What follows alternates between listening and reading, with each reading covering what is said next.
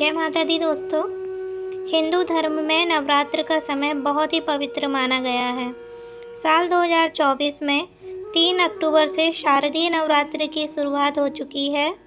आज यानी नवरात्र का छठा दिन देवी कात्यायनी की पूजा अर्चना के लिए समर्पित माना गया है। ऐसे में आइए जानते हैं देवी कात्यायनी की महिमा की रोमहर्षक कथा को।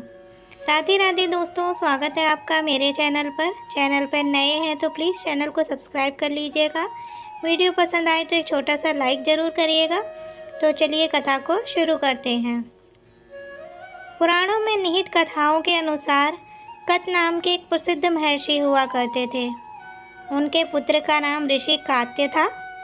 आगे जाकर ऋषि कात्य के गोत्र में महर्षि कात्यायन का जन्म हुआ और ऋषि अपने तप के कारण विश्व प्रसिद्ध हुए। ऋषि कात्यायन की इच्छा थी कि देवी भगवती उनके घर पुत्री रूप में जन्म लें। इसीलिए उन्होंने कई वर्षों तक देवी भगवती की कठोर तपस्या भी की। मान्यता है कि ऋषि कात्यायन की ऐसी एकनिष्ठ तपस्या से प्रसन्न होकर देवी भगवती ने उनकी इच्छा का मान रखते हुए उनके घर पर जन्म लिया। ऋषि कात्यायन की पुत्री होने के कारण ही देवी भगवती देवी कात्यायनी कहलाईं। महर्षि कात्यायन ने बड़े प्रेम से देवी कात्यायनी का पालन पोषण किया था। कुछ समय पश्चात पृथ्वी पर दुराचारी महिषासुर का उपद्रव सारी सीमाएं लांघ रहा था। महिषासुर को ये वरदान मिला हुआ था कि कोई भी पुरुष उसे पराजित या उसका अंत नहीं कर पाएगा।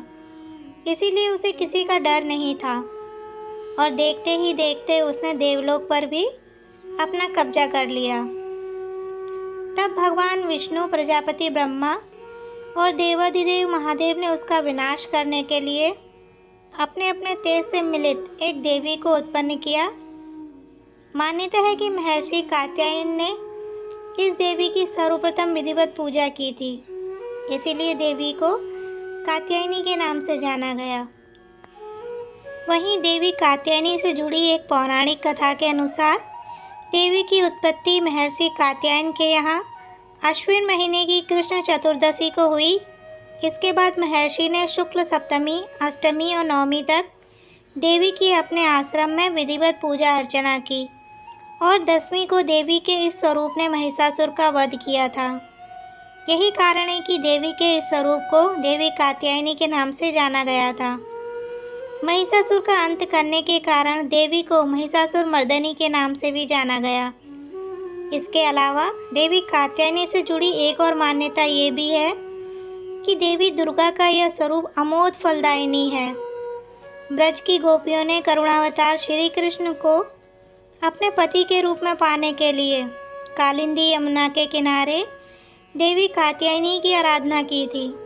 इसी कारण वर्तमान में भी देवी कात्यायनी समस्त ब्रजमंडल की अधिष्ठात्री देवी के रूप में प्रतिष्ठित हैं। स्कंद पुराण में देवी कात्यायनी के बारे में ये उल्लेख मिलता है कि उनकी उत्पत्ति परमेश्वर के सांसारिक क्रोध से हुई थी।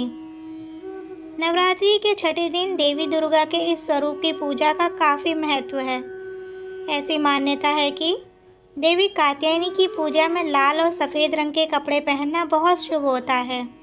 मान्यता तो ये भी है कि माँ कात्यायनी के चरणों में अपना सब कुछ समर्पित करते हुए उनकी आराधना करने वाले भक्तों को उनके दर्शन प्राप्त हो जाते हैं।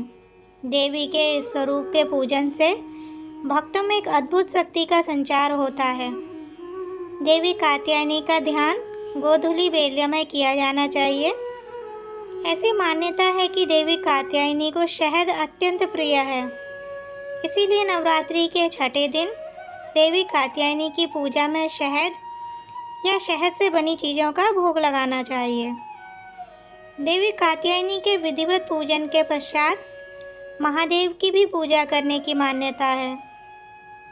देवी दुर्गा के कात्यायनी अवतार की कथा हमें ये सीख देती है कि अगर भक्ति और संकल्प सच्चा हो तो परम प्रकृति की कृपा सदैव बनी रहती है। जिस प्रकार महर्षि कात्यायन ने एकनिष्ठ तपस्या से प्रसन्न होकर देवी ने उनकी इच्छा और तपस्या का मान रखा, ठीक उसी प्रकार मनुष्य को भी अपनी भक्ति, निष्ठा और संकल्प के पथ पर अविचल रहना चाहिए। तो दोस्तों, ये थी देवी कात्यायनी की कथा। उम्मीद है आप सबको पसंद आई होगी। वीडियो पसंद आया हो तो लाइक शेयर ज़रूर करिएगा। तो मिलते हैं कल को एक नई कथा के साथ। तब तक के लिए राधे राधे।